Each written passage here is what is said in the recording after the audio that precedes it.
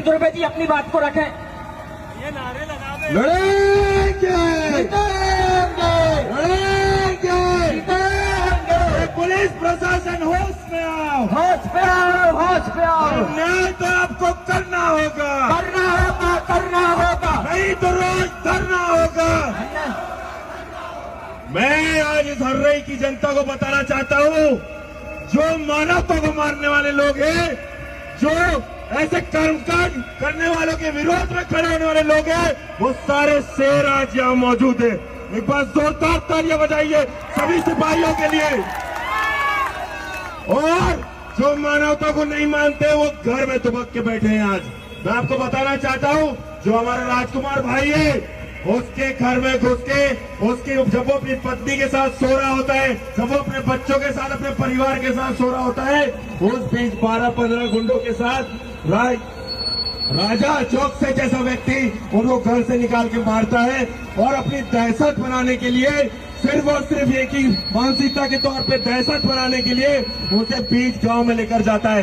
बीच गांव में ले जाकर उसको मारने के बाद उसके ऊपर पेशाब करता है, उसके ऊपर गुटखा थूकता है।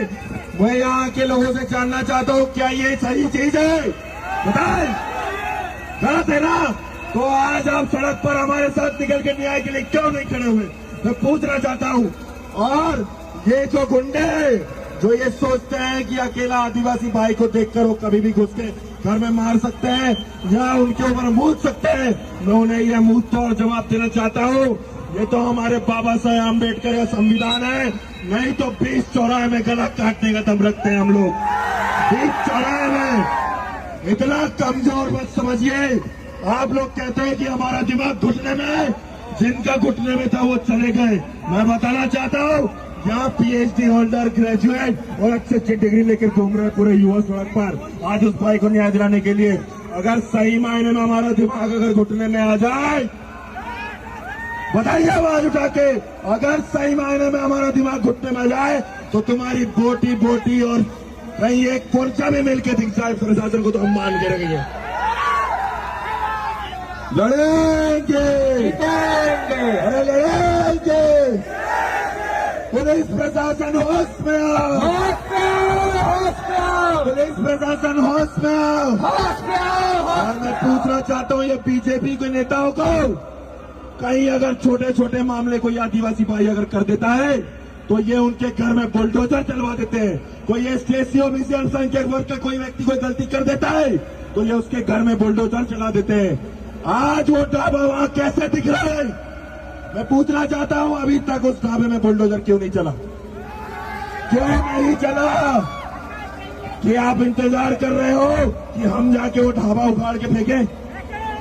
बताएं, अगर आप ये चाहते हैं कि हम ऐसा कोई उल्टा सीधा काम ना करें जो गैर संवैधानिक हो, तो यथावत वो ढाबा वहां से हट जाना चाहिए और जो आदिवासी जमीन उनने लीज पे लेके ढाबा खोला था, उस आदिवासी भाई को जमीन वापस दी जाए।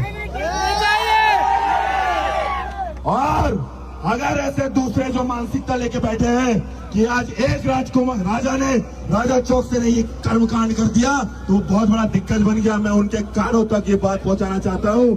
कान खोलकर सुन लीजिए, आने वाले समय में अगर हमारी बहन बेटी के इज्जत या मान सम्मान में किसी ने भी उंगली डाली या हमारे कोई भी एससी ओबीसी अल्पसंख्यक वर्ग के लोगों को किसी ने परेशान किया तो सड़क में नंगा करके घुमाएंगे बीच सड़क पे। लड़ेंगे, अरे लड़ेंगे।